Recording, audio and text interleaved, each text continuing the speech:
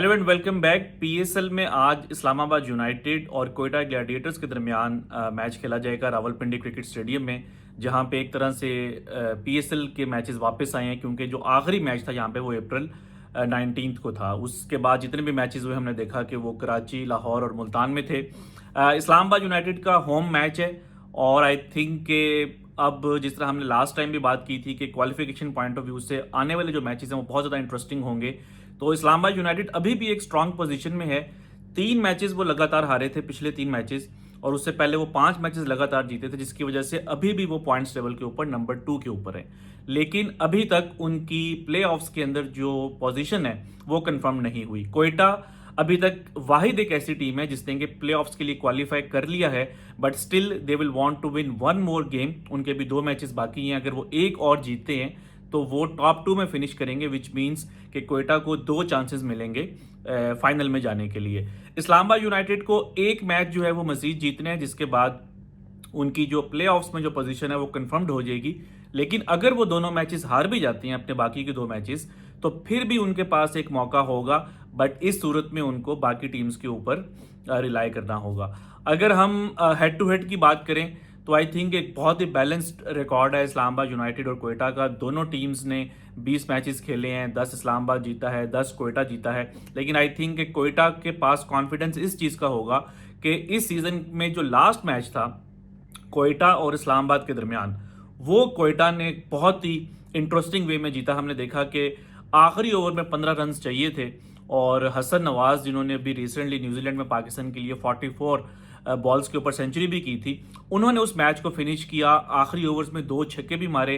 Islamabad United की team ज़रा थोड़ा सा डिमोरलाइज थी आखिरी ओवर में। उन्होंने 3 कैचेस छोड़े। एक यंग बॉलर, एक इमर्जिंग प्लेयर मोहम्मद शहजाद को जो है वो आखिरी ओवर दिया गया था, लेकिन वो 15 रन को डिफेंड नहीं कर सके। तो आई थिंक वो वाला कॉन्फिडेंस और वो वाला मोमेंटम भी जो है वो कोयटा के साथ होगा कि उन्होंने आखिरी मैच में इस्लामाबाद यूनाइटेड को एक थ्रिलर जो है वो उसमें शिकस्त दी। और अगर हम वैसे बात करें फॉर्म की भी, तो कोयटा ग्लैडिएटर्स जो हैं वो 4 मैचेस लगातार जीते हैं। इसमें एक मैच बारिश की नज़र भी हो गया था, लेकिन अगर हम उससे हटके भी बात करें तो दे हैव वन 4 गेम्स इन अ रो, और इस पूरे सीजन में सिर्फ वो 2 मैचेस हारे हैं। इस्लामाबाद यूनाइटेड की जो टीम है वो 3 मैचेस लगातार हारी है, और उसमें आई थिंक एक जो बहुत बड़ा फैक्टर रहा है वो उनकी चेंजेस को लेकर है, जिसके ऊपर बहुत ज़्यादा बात हुई है। पिछले मैच में इस्लामाबाद यूनाइटेड ने 6 चेंजेस की। उससे पहले जो एक मैच था उसमें 4 चेंजेस की, और उससे पहले एक मैच में 5 चेंजेस की। और अगर हम उनके प्लेयर्स को देखें तो इन 3 मैचेस में 18 डिफरेंट प्लेयर्स इस्लामाबाद यूनाइटेड ने यूज़ किए।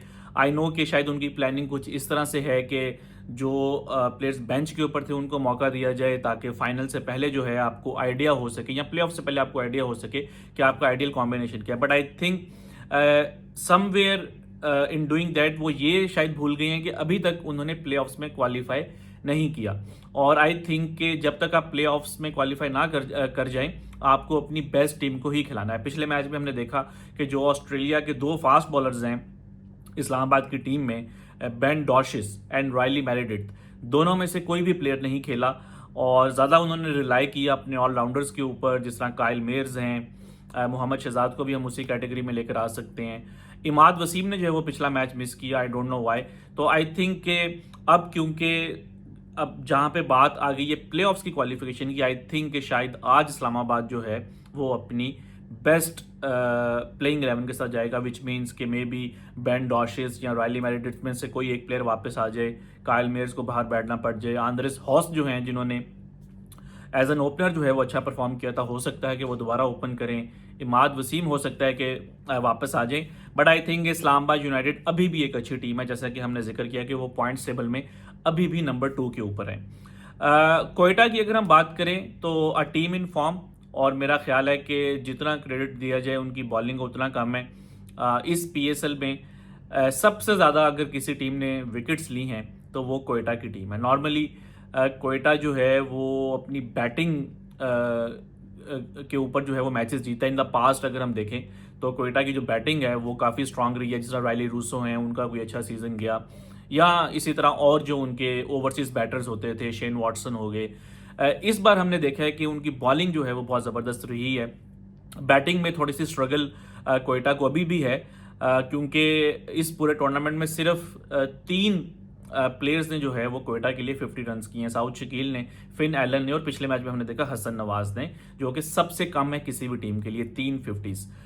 लाहौर को अगर हम देखें तो उनके 12 प्लेयर्स ने जो है वो 50s किए हैं। तो आई थिंक के बैटिंग जो है वो उनकी इतनी इफेक्टिव नहीं रही, लेकिन जो उनके बॉलर्स हैं उन्होंने बहुत अच्छे तरीके से जो है वो स्टेप अप किया। और सबसे ज़्यादा मेरा ख्याल है कि यहाँ पे जो तारीफ़ करना होगी वो खुरम शहजाद की है। जिस तरीके से उन्होंने पावर प्ले में बॉलिंग की है, ऊपर से आके जल्दी क्वेटा को विकेट्स लेके दी। देन फ़हीम अशरफ ने एक मैच में 5 आउट किए, और अगर हम पिछले उनके 4 मैचेस देखें तो उनके 11 आउट हैं। तो वो जो उनके ऑलराउंडर्स थे जो कि ज़्यादा इफेक्टिव नहीं थे, जब फ़हीम अशरफ इस्लामाबाद के लिए खेलते थे तो इन द रिसेंट ईयर्स उनकी बॉलिंग इतनी इफेक्टिव नहीं थी, ज़्यादा वो बैटिंग से मैचेस जितवाते थे।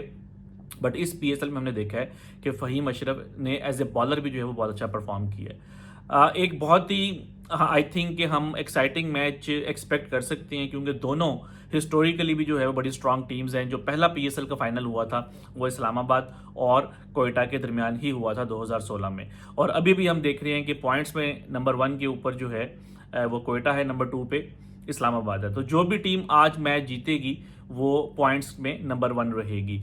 आई थिंक कि रावलपिंडी एक ऐसा ग्राउंड है जो कि इस्लामाबाद की क्रिकेट को सूट करता है, क्योंकि रावलपिंडी में बहुत हाई स्कोरिंग मैचेस होती हैं। अगर हम पिछले यहाँ पे 5 मैचेस देखें तो हर मैच की पहले इनिंग में 200 रन हुए हैं इस पीएसएल में, और जो एवरेज टोटल बनता है इन द लास्ट 5 इनिंग्स वो तकरीबन कोई 221 के करीब है।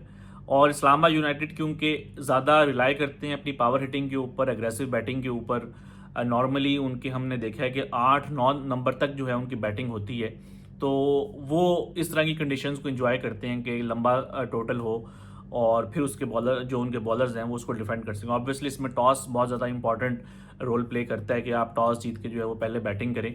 और अगर हम पिछले 5 मैचेस देखें रावलपिंडी में तो वो तमाम वो टीम्स जीती हैं जिन्होंने कि पहले बैटिंग की। तो हर टीम यहाँ पे 200 रन करती है पहले बैटिंग करके और फिर मैच जीत जाती है। सिर्फ एक यहाँ पे लो स्कोरिंग मैच हुआ इस साल जिसमें कि लाहौर कलंदर्स की जो टीम है वो 139 के ऊपर ऑल आउट हो गई थी।